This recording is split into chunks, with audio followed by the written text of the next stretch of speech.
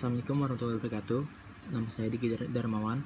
Saya akan menjelaskan tentang analisa tapak dari suatu proyek Pusdiklat dari perusahaan swasta media dan komunikasi massa. Pertama, saya akan menjelaskan tentang deskripsi tapak. Tapak berlokasi di Jalan Mongkafi 1 atau jalan asli. Posisinya hook di Cipedak, Jagakarsa, Jakarta Selatan. Yang dimana posisi tapak tersebut berada di posisi hook dan kondisi existing terdapat pepohonan saja. Terus juga terdapat dua jalan yang berhadapan dengan tapak, yaitu Jalan Muhammad Kafi 1 dengan jalan asli. Sehingga bagian depan fasad bisa menghadap ke jalan asli bagian selatan maupun Jalan Muhammad Kafi bagian timur. Tapak ini berhadapan dengan bagian utaranya itu dia berbatasan dengan permukiman warga. Di bagian timur jalan raya, kios dan permukiman warga. Terus di selatan itu ada jalan raya dan pertokan ruko. Di bagian barat ada gang kecil pas banget di sebelah side-nya ini dan permukiman warga. Terus lokasi terdekat dari site ini terdapat Masjid Jami Asia Kirin, jaraknya 60 meter dari lokasi site yang terlihat di gambar. Itu dia nomor 1. Di nomor 2 nya ini ada Pasar Timbul, di jaraknya itu 170 meter. Terus ada Fortuna Swalayan, jaraknya 210 meter. Terus nomor 4 itu ada pom bensin, jaraknya 210 meter juga. Nomor 5 ini ada sekolah SMK 63, 600 meter dari site. Nah, lokasi terdekat ini akan berpengaruh nanti dengan kebisingan dan kepadatan lalu lintas. Selanjutnya ada arah kontur menurun. Jadi kontur site ini dia posisi paling tingginya itu ada di Jalan Mokafi. Kontur menurunnya ke arah barat, yang dimana arah barat terdapat sungai sebagai acuan arah kontur. Jadi konturnya itu titik nolnya itu ada di Jalan Muhammad Kafi dan dia menurun ke asli arah ke barat, dari timur ke barat menurun. Sebagai gambar tipologinya terdapat di gambar. Selanjutnya saya akan menjelaskan tentang data tapak. Pertama saya akan menjelaskan posisi sungainya, di mana kontur menurun mengarah ke arah sungai. Jarak site ke sungai itu 400 meter. Nah, rencana tapak ini kan pusat pendidikan dan latihan media dan komunikasi massa, perusahaan media dan komunikasi massa. Luas tanahnya ada 5.000 meter persegi. Terus ketinggian kontur posisi timurnya itu titik nolnya, itu posisi timur, dan di posisi baratnya itu min 7 meter, yang berarti memiliki total ketinggian kontur 7 meter. Terus untuk KDB-nya itu memiliki 50%. GSB-nya itu sisi timur 4 meter, sisi selatannya 3 meter, yang dimana dapat diperhitungkan dari as jalan ditambah dengan 1 meter. Rencana lantai nanti akan dibuat 5-7 lantai yang dibuat dengan konsep majemuk. Terus konsep SWOT ini saya akan menjelaskan tentang SWOT-nya pada tapak. SWOT itu kan strength, weakness, opportunities, treatment, yang dimana strength itu kekuatan dari tapak ini. Tapak sangat efektif, dekat dengan jalan raya. Terus juga tapaknya sangat strategis, mudah dikunjungi, berada di hook sehingga mampu memanfaatkan tampilan pada bangunan. Untuk weakness atau kelemahannya dari tapak ini, ada bagian yang menghadap timur, di mana akan menjadi jalur terbit matahari yang nanti akan terpancar langsung matahari pagi hingga sebelum jam 12. Berada di area padat yang menjadi efek bising. Terus juga opportunitiesnya, peluang dari set ini mampu menjadi bangunan yang dengan desain yang menarik perhatian karena berada di hook nantinya. Jadi untuk orang-orang yang lewat dari Jalan Kafi asli nanti kan dia terbuka, bangunan ini akan jadi peluang aksen dari jalan tersebut gitu. Jadi kalau melihat bangunan ini tuh jadi punya ciri khas gitu. Terus untuk threat, ancaman, akan menjadi kepadatan lalu lintas apabila ada kegiatan besar karena jalan raya tidak terlalu besar. Itu permasalahannya sih, ancamannya. Terlihat di nomor 1 view-nya yang saya jelaskan di gambar tapaknya. Nomor 1 dari arah utara, nomor 3 dari arah barat, nomor 2 itu di bagian pertigaannya, di area hooknya. Selanjutnya saya akan menjelaskan tentang analisa matahari, yang dimana analisa matahari itu kan sinar matahari berasal dari timur lalu ke barat. Unsur positif dari matahari adalah penerangan alami terutama di siang hari sehingga hemat energi. Terus unsur negatifnya dari matahari adalah radiasi panas dan terik yang menyilaukan.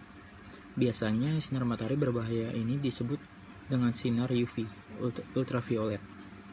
Bangunan yang ada di sekitar site merupakan bangunan tingkat rendah dan sedang, sehingga bisa diasumsikan sinar matahari masuk ke site sepanjang hari.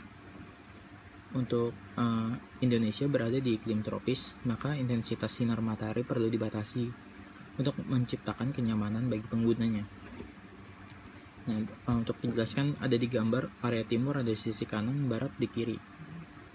Terus tanggapan dari analisa yang udah saya buat, nomor 1 itu ada arah bangunan. Saya menjelaskan arah bangunan. Penggunaan masa bangunan yang memanjang di hadapan matahari sehingga radiasi panas yang masuk ke dalam bangunan bisa menghilang. Jadi ini sinar matahari dari sini kita harus buat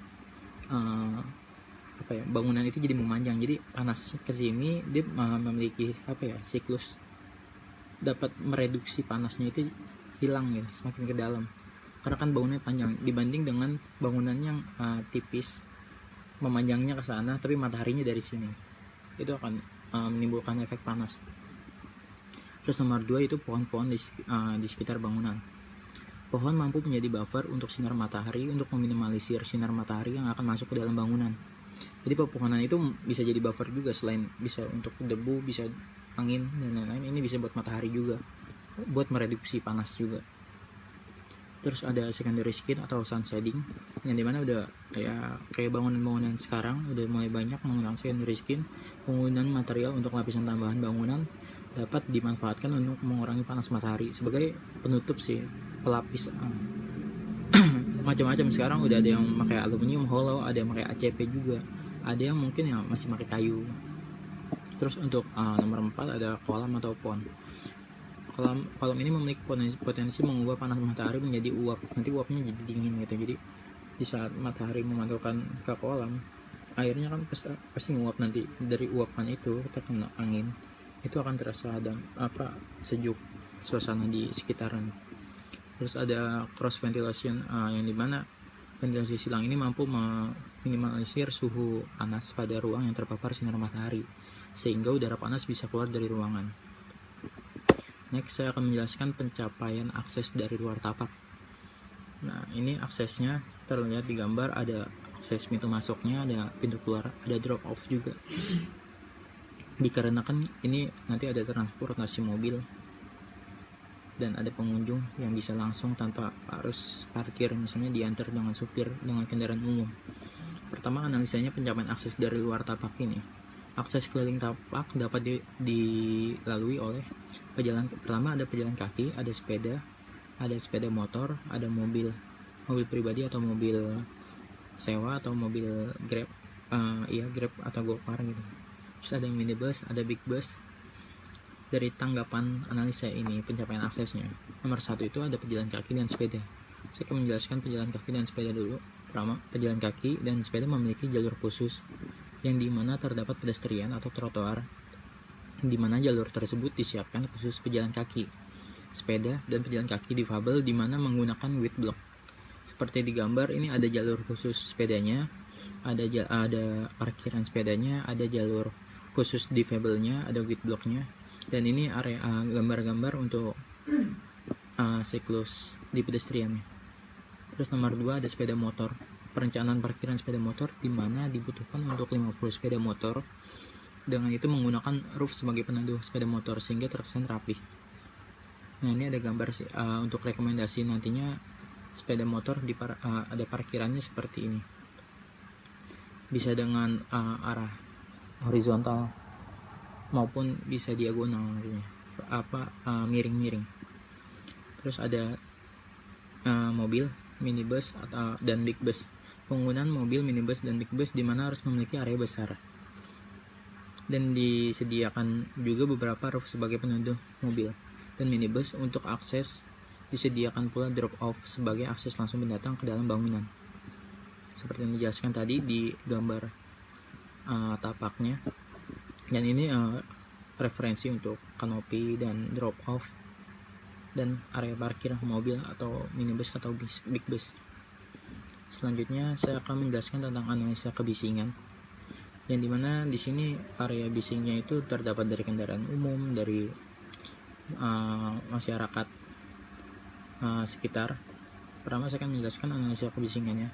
Kebisingan biasanya dipengaruhi oleh lingkungan sekeliling tapak. Area paling dekat dengan jalan biasanya merupakan area yang paling bising. Yang sumber kebisingannya itu ada warga sekitar, ada sepeda motor, ada mobil lalu lalang, ada minibus, ada big bus. Terus tanggapan analisa kebisingan ini, satu, pagar pembatas dan vegetasi. Penggunaan pagar pembatas dan vegetasi yang berdaun lebat berfungsi mereduksi sumber bunyi kebisingan dari luar site maupun dalam site. Vegetasi sebagai barrier bising pengunjung. Nah, ini bisa menggunakan pagar pembatas dan vegetasi nantinya. Bisa pagar pembatas itu kan ada buffer lagi biasanya, nanti di baliknya ada pepohonan. Terus nomor 2 ada sistem zoningnya itu. Masalah kebisingan juga dapat diatasi dengan sistem zoning. Fasilitas yang tidak membutuhkan ketenangan yang serta fasilitas penunjang diletakkan berdekatan dengan zona bising sehingga dapat berfungsi sebagai barrier terhadap fasilitas yang membutuhkan privasi tinggi. Ini terlihat ya, di bagian pinggiran itu area publik, terus semakin masuk ke dalam ada semi publik, dan di dalamnya itu ada privat. Terus untuk nomor 3 ada penempatan bangunan. Penempatan bangunan lebih ke dalam atau jauh dari jalan. Nah, ini yang dijelaskan tadi, di area depannya itu nanti ada buffer atau pagar atau tanamannya, nanti di dalamnya itu baru masuk ke bangunan. Itu solusinya. Terus ada penggunaan akustik untuk mungkin suatu ruang-ruang tertentu, seperti misalnya ruang ballroom, ruang rapat, ruang kelas, dan lain-lain. Nanti akan penggunaan bahan isolasi akustik pada ruang-ruang tertentu. Selanjutnya saya akan menjelaskan analisa angin. Dan ini analisa anginnya saya akan menjelaskan dengan angin dominan berhembus dari arah tenggara ke barat daya sepanjang tahun. Penempatan pohon dapat menghalangi debu yang terbawa angin ke dalam tapak. Terus angin mampu menjadi penyejuk dalam sirkulasi bangunan. Bangunan yang ada di sekitar site merupakan bangunan tingkat rendah dan sedang, sehingga bisa diasumsikan angin masuk ke site sepanjang hari. Terus Indonesia berada di iklim tropis, maka intensitas angin perlu dibatasi untuk menciptakan kenyamanan bagi pengguna. Kondisi angin di iklim tropis biasanya memiliki kecepatan angin yang relatif rendah dan cenderung lembab. Nah, ini seperti di gambar.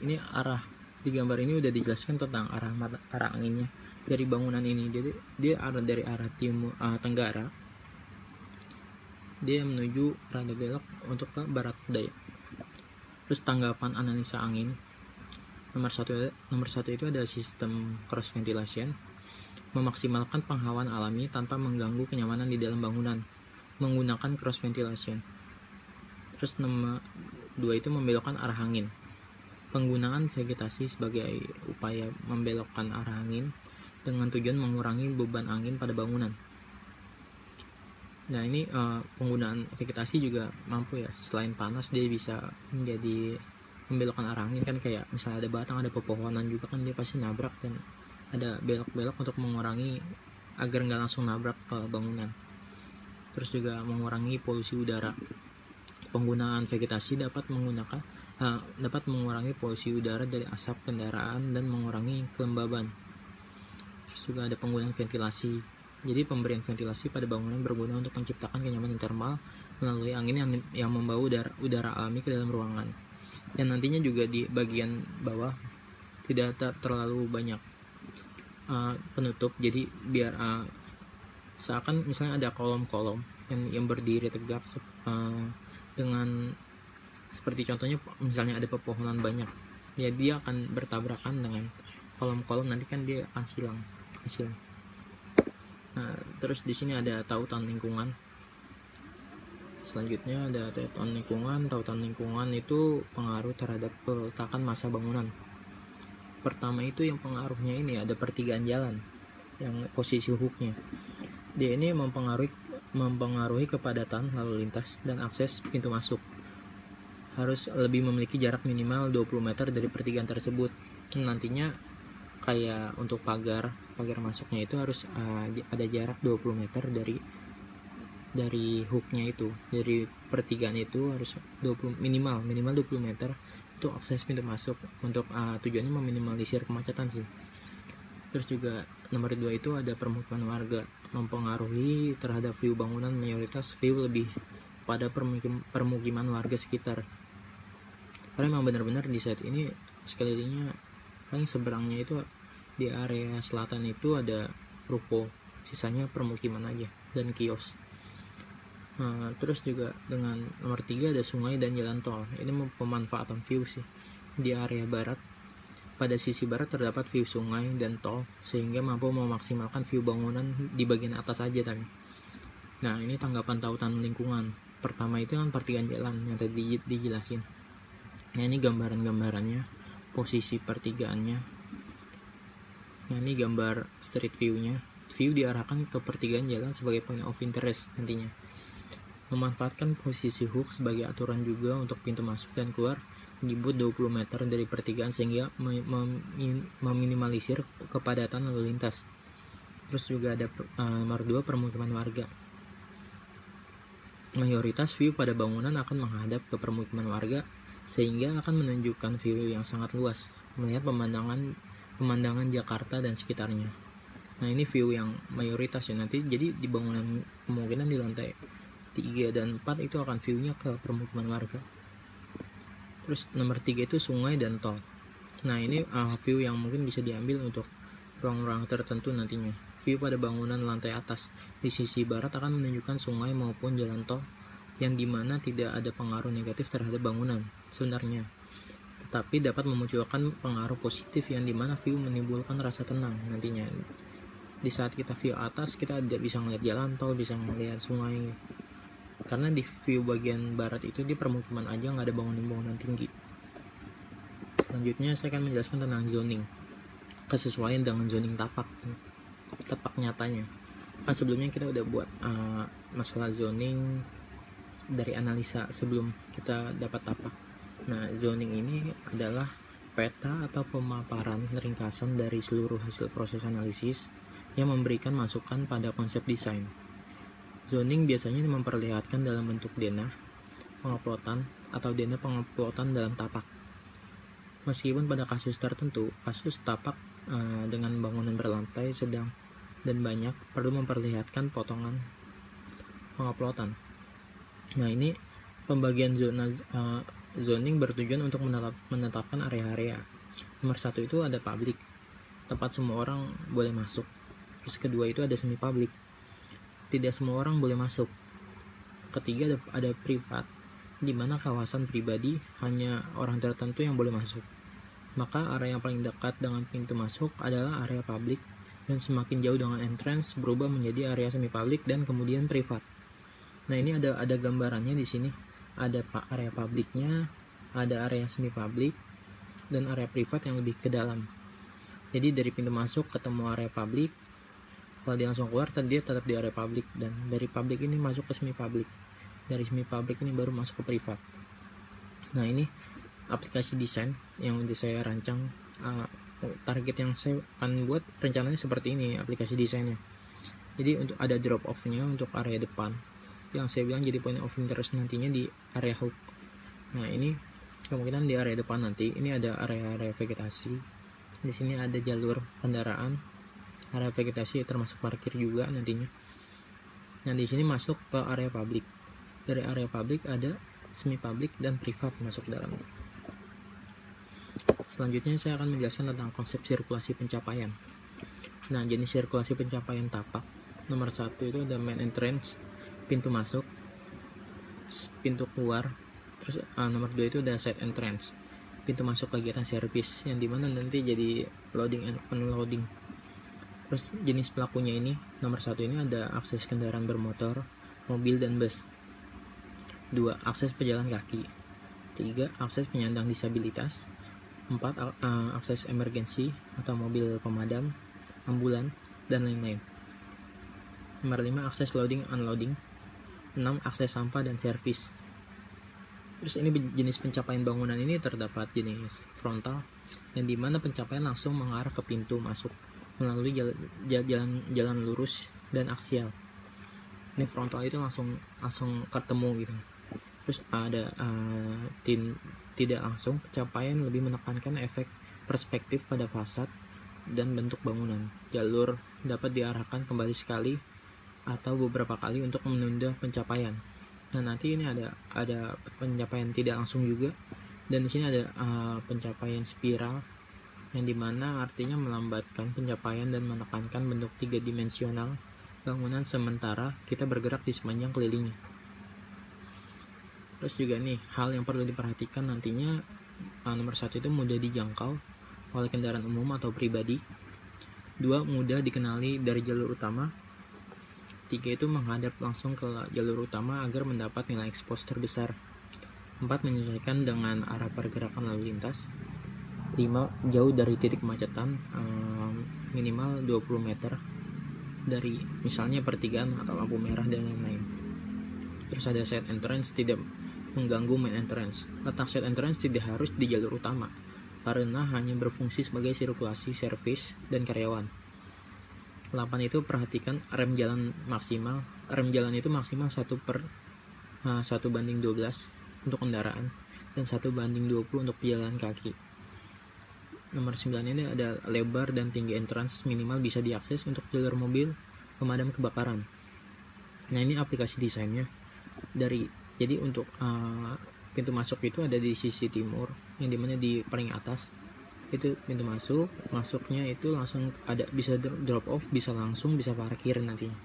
Dan itu ada pintu keluar di sisi selatan barat, arah ke barat di jalan asli itu. Dan untuk side entrance ini yang dibilang untuk sirkulasi servis dan karyawan itu ada di sebelahnya pintu keluar. Nantinya bisa dijadiin area loading unloading juga. Next, ini saya akan menjelaskan tentang konsep sirkulasi dalam tapaknya. Tadi kan kita di luar tapak, nah ini yang di dalam tapaknya lebih detail. Nah, selanjutnya ada sirkulasi dalam tapak, dibedakan menjadi nomor 1 itu ada sirkulasi pejalan kaki, ada sirkulasi sepeda, ada sirkulasi kendaraan bermotor, ada bermotor, mobil, dan bus. Terus nomor 4 sirkulasi barang. Terus pola-pola jalan atau sirkulasi. Nomor 1 itu polanya itu ada linear. Semua jalan pada dasarnya adalah linear sebenarnya. Akan tetapi yang dimaksud di sini adalah jalan yang lurus yang dapat menjadi unsur pembentuk utama deretan ruang. Nomor 2 itu ada radial. Radial itu pola sirkulasi radial, memiliki pola jalan yang berkembang dari atau menuju suatu pusat, bercabang gitu ya. Terus ada 3 spiral. Pola spiral adalah suatu jalan menerus yang berasal dari titik pusat yang berputar mengelilingi dan bertambah jauhnya dari titik pusat tersebut. Terus ada nomor 4 ada network atau pola grid. Pola sirkulasi network atau jaringan terdiri dari beberapa jalan yang menghubungkan titik-titik terpadu dalam ruang. Terus nomor 5 ada campuran. Campuran ini suatu bangunan biasanya memiliki suatu kombinasi dari pola-pola yang sudah disebutkan di atas.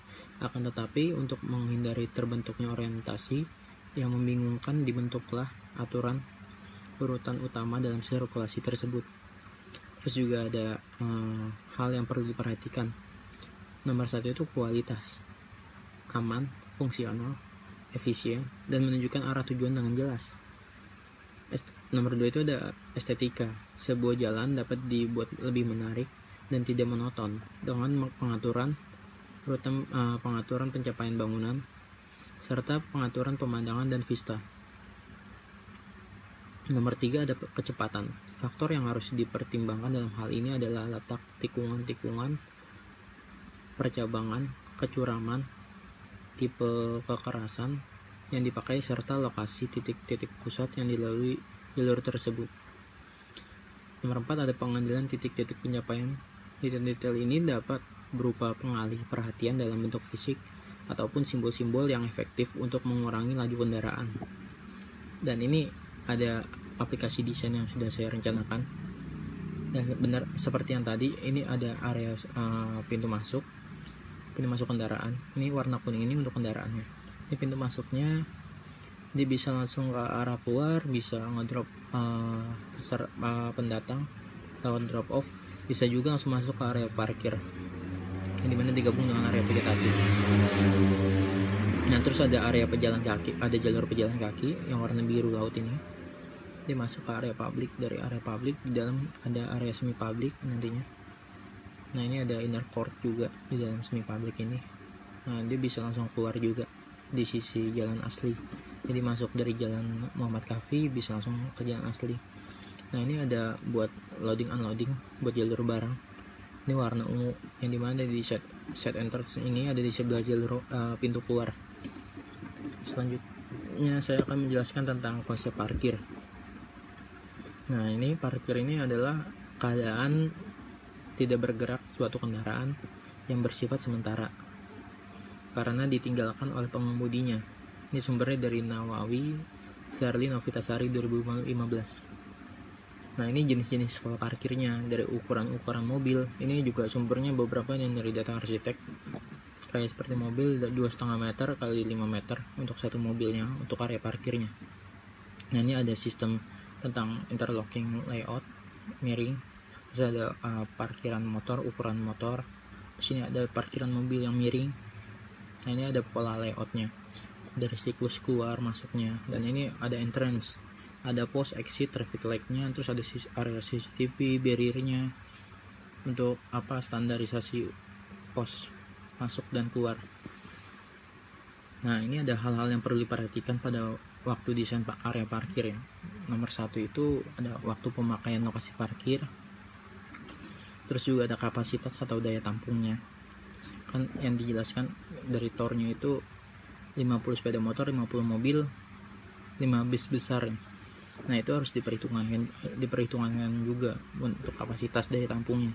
Jangan sampai kekurangan dan jangan sampai kelebihan banyak. Terus untuk standar keamanan lokasi, keberadaan penerangan, terus bentuk area parkir.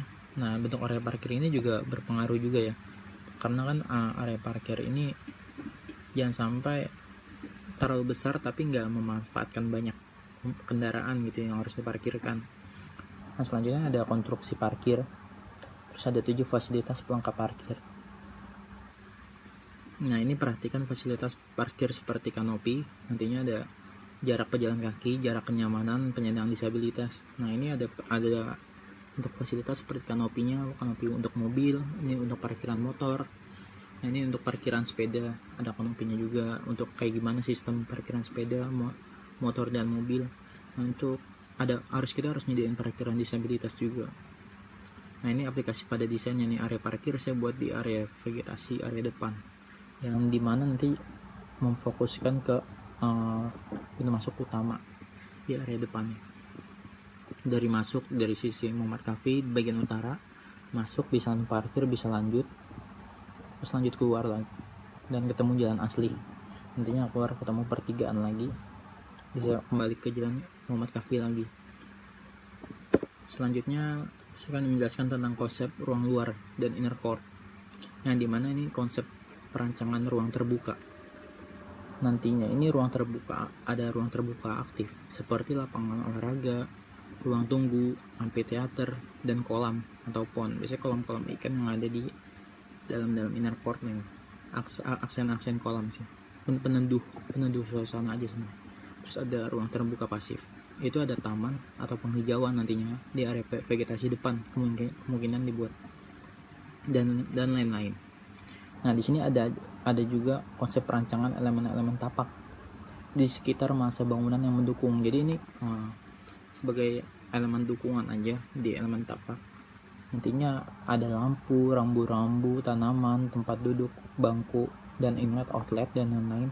Pajangan-pajangan yang gimana biasanya kalau zaman-zaman sekarang jadi spot selfie gitu lah, tempat santainya. Nah, di sini ada inner court juga. Inner court itu pengertiannya adalah menghubungkan 2 atau lebih bangunan dengan ruang terbuka. Jadi nantinya kan ini kita proyek ini akan dibuat bangunan majemuk, kemungkinan bisa 2 atau 3 bangunan, yang dimana nanti di tengah-tengahnya ini jadi point of interest dari tapak tersebut ya. Jadi dari point of interest ini, dari inner court ini bisa bertujuan langsung ke bangunan 1, bangunan 2, dan bangunan 3 nantinya. Nah, ini untuk aplikasi pada desain. Jadi aplikasi pada desain ini di area warna putih ini, coklatnya ini sebagai area ruang luar dan inner core. Jadi aplikasi pada desain ada ruang terbuka, ada amphitheater yang bulat di dalam, di area semi public. Ini ada lapangan bola, lapangan basket ya, inner court. Masuknya di area inner court. Terus di bagian depan vegetasi itu yang mungkin bisa ditambah dengan pajangan-pajangan, simbol-simbol dari perusahaan juga. Terus ini bangku-bangku taman gitu. Nah, dimana ini juga udah dapat terlihat untuk bayangan untuk tapaknya nantinya. Jadi untuk area publik dia beneran di area paling depan, dimana dia akan rada sikunya juga nanti akan dibuat rada fillet, dimana dia akan menjadi point of interest dari bangunan tersebut.